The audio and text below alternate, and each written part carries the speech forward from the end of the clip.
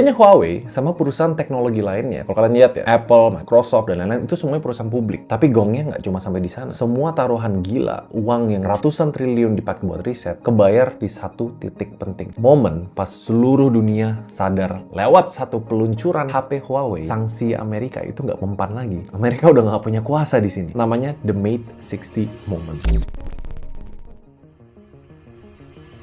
Ini terjadi di akhir tahun 2023. Menteri Perdagangan US, Gina Raimondo, lagi kunjungan di Cina. Pas mendarat, Huawei tanpa woro-woro ngerilis HP baru, Mate 60 Pro. Nah, lo masih mikir, emang apa uniknya dari HP ini? Gue inget kok, ini HP-nya pernah di-launching, tapi orang-orang di dunia teknologi itu kagetnya minta ampun. Karena pas HP-nya dibongkar, di dalamnya ada chip Kirin 9000S, chip 7 nanometer buatan Cina, SMIC, didesain sama Huawei dan nge-support 5G. Ini tuh tamparan yang keras banget buat US. Karena tujuannya US bikin sanksi, itu nahan teknologi Cina biar stuck di zaman batu. Mereka harus bergantung sama chip-chip Qualcomm, chip-chip Snapdragon. Di zaman Cina coba bisa bikin di 14 nanometer atau 28 lah. Tapi Huawei ngebuktiin mereka bisa bikin chip canggih tanpa bantuan alat US. Alih-alih ngebunuh Huawei, tapi sanksinya AS justru maksa mereka untuk bikin integrasi vertikal. Dulu mereka beli chip dari Qualcomm, sekarang bikin sendiri. Dulu mereka pakai Android, sekarang mereka punya Harmony OS yang bentar lagi bener-bener lepas dari Android. Dulu mereka pakai software design chip dari US, sekarang mereka bikin sendiri. Kenapa ini wow? Karena Huawei satu-satunya perusahaan di dunia yang punya ekosistem end-to-end. Ini setara Apple nih. Pas kalian bilang Apple ekosistem dari hardware, software, koneksinya, plus ditambah infrastruktur tower, cloud, OS. Apple aja nggak punya infrastruktur tower itu. Karena bikin ekosistem tuh susah banget. Semua harus terintegrasi, semua harus bikin keputusan berbasis data. Kalau giant kayak Huawei aja ngelakuin, bisnis-bisnis yang kecil juga harus ngelakuin. Main di game yang long term, itu artinya kita harus ngelakuin sesuatu yang membosankan secara jangka panjang. Nerapin sistem, data, dan operasional. Makanya, tadi gue sempat nyebut Odoo, ERP modern yang sekarang banyak dipakai bisnis buat jadi otak operasionalnya. Gue suka nih collab sama mereka, karena gue sendiri pernah pakai software-nya untuk klien gue. Jadi daripada pakai 5-6 tools yang nggak nyambung, bayangin kalau di Odoo, penjualan, stok, keuangan, sampai project itu nyatu semua di satu ekosistem. Pas bikin strategi akhir tahun kayak gini, kalian tinggal sekali klik aja dan laporannya tuh langsung akurat keluar untuk kalian bikin plan tahun depan. Ini yang gue suka dari eksekusi mereka. Fiturnya dibikin